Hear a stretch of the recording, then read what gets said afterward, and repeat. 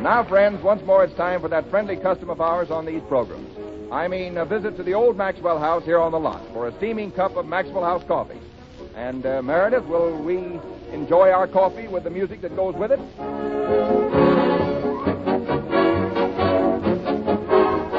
We now pause briefly for station identification.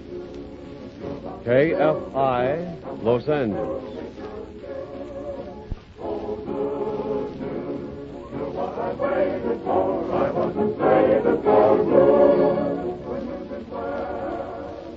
This is Robert Taylor again, ladies and gentlemen, and we're continuing our good news of 1938. Hello, Bob. Well, Maureen O'Sullivan. Ladies and gentlemen, I'd like you to meet the lovely lady who appeared opposite me in A Yank at Oxford, the picture we made in England last summer, Miss Maureen O'Sullivan. Thank you.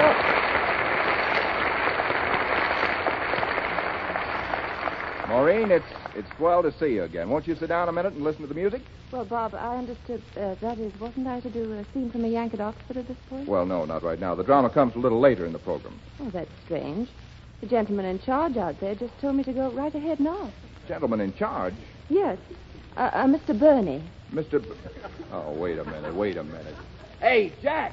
Oh, just a minute, Bob. I'm straightening out Wilson's music. Now, Meredith, I think that if you made that a dotted eighth note, right in... You think so? Yeah, just lay it aside while I clear up this other matter. What is it, Bob?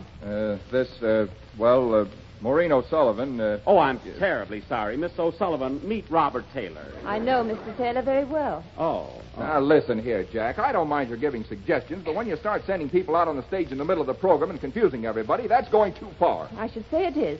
You told me you were running this program, Mr. Burney. The name is Benny. Jello.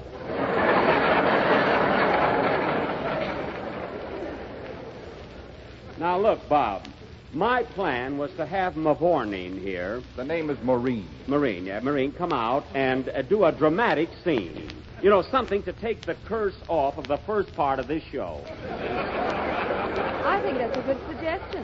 I think that's a very good suggestion, Mr. Jello. After all, A Yank at Oxford is opening in the theaters all over the country in the next few days. Well, I wasn't thinking of that, Miss Yank. Now, look, if you just... all right, Fanny, that's enough. I'm not going to stand here and have you tear our show down. Now, Bob, don't get me wrong. I'm only trying to be helpful. Helpful? You're ruining everything. Mr. Benny, when do I do the scene? I'll have it straightened out in just a minute. Now, look, Bob. I won't look at anything.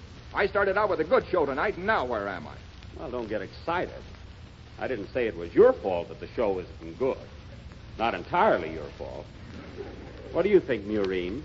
Well, I don't know whose fault it is. When do I do the scene? There isn't going to be any scene. Benny, you keep your nose out of this. What, the whole thing?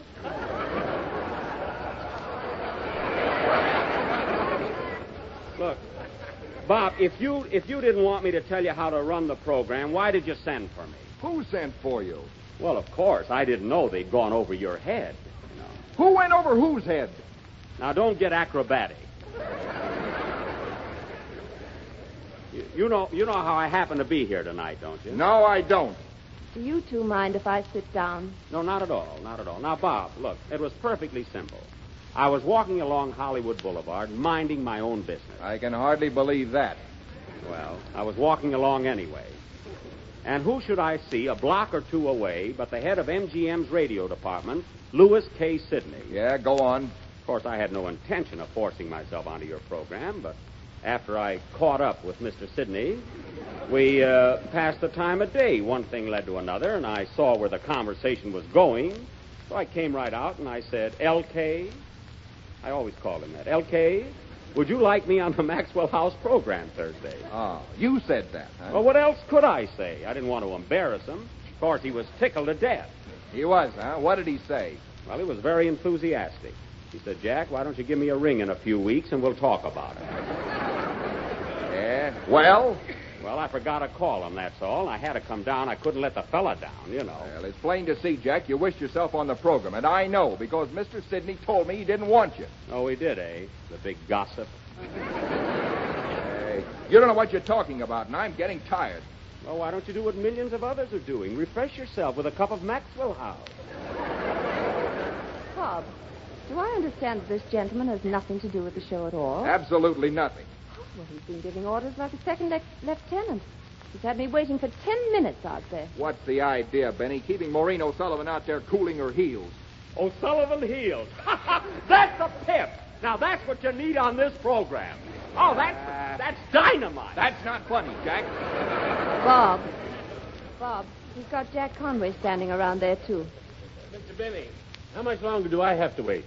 Just a minute, Mr. Conway. Jack Conway. Ladies and gentlemen, this is the man who directed us in MGM's new picture, A Yank at Oxford.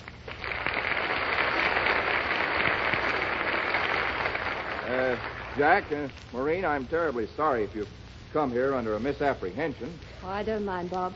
As a matter of fact, this is probably the best chance I'll ever have to pay a tribute to a man I've admired for a long time. He's one of the nicest people and the best directors in all entertainment world. Take a bow, Jack.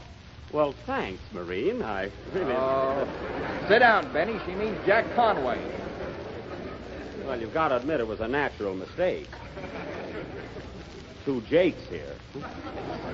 By the way, Mr. Conway, if I may make a suggestion, I don't want to butt in or anything, but if I had anything to do with directing that picture, I would certainly have gone to England for the locale. Hey, what's the matter with you? We were in England for 3 months.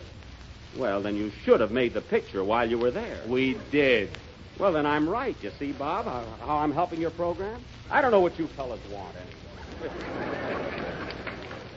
Well, I don't know what you want, Bob, but I'd like to have everybody know how proud I am of the Yank at Oxford.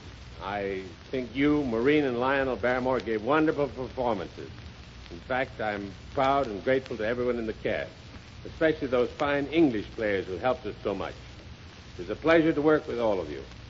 The Yank at Oxford is the first picture to come from MGM's new studio in England, and I'm happy that I was the director chosen to make it. Thank you. Well, thanks, Jack. There's nothing I can add to that. Thanks for coming up here, and thank you, too, Maureen.